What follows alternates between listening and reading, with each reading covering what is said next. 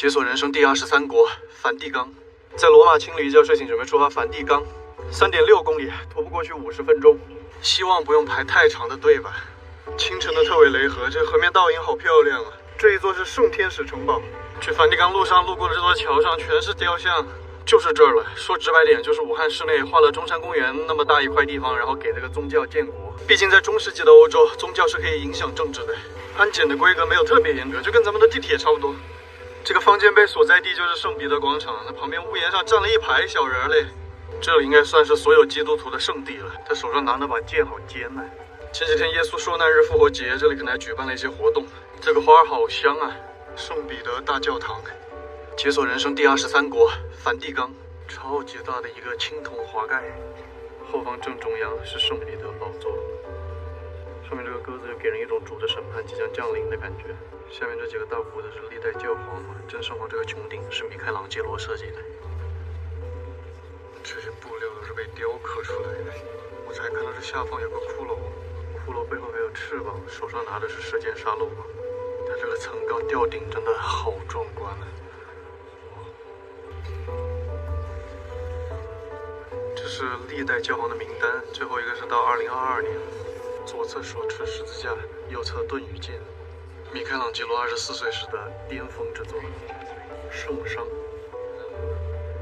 看看细节，反正对我来说，那种怜悯的感觉拉满了。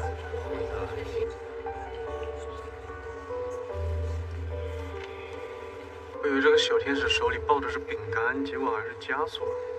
这尊好像自由女神像啊，脚下有2只大蜥蜴。青铜华盖侧面持剑小天使。我没有什么宗教信仰，但是我奶奶信这个。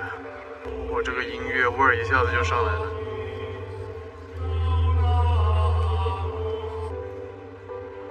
来都来了，标记一处地点。怎么这还有一尊韩国风格的雕像 ？Hi, one ticket for walking to the door. Grazie. 花10欧买一张徒步登顶票，他坐电梯15欧啊，而且也要爬楼梯，就一直转圈圈做有氧。耶，出来了出来了，穹顶还得接着爬，爬上来正儿八经也就5到10分钟，完全没必要坐电梯。这就是我们刚在圣彼得大教堂内部看到的穹顶了，花10欧就能俯瞰圣彼得的王座，不晓得坐起来软不软呢。最后再上到穹顶之上，最后这段楼梯又窄又长，还开始倾斜了。最后几段弯弯绕绕的小扶梯，不是跟我抓着条绳子，更窄的都来了。我感觉一上来这个小房子可以给我改个电竞舱。到了，我感觉他们的监控室更合适，就是这些铁架子有点挡风景。顶上能俯瞰圣彼得广场，还有整个罗马城区。那远处甚至还有雪山。缓慢移动，看一眼全景。怎么还有警笛声的？这个室内广场都可以踢足球了。顶上停2台马车的是国会大厦，左边这个是万神殿。他们的建筑都是这样一圈一圈，然后里面有一个超大天井。早晨来时的特韦雷河，谁在那飙车？整个几台摩托车隔天远都听得到他在那拧油门。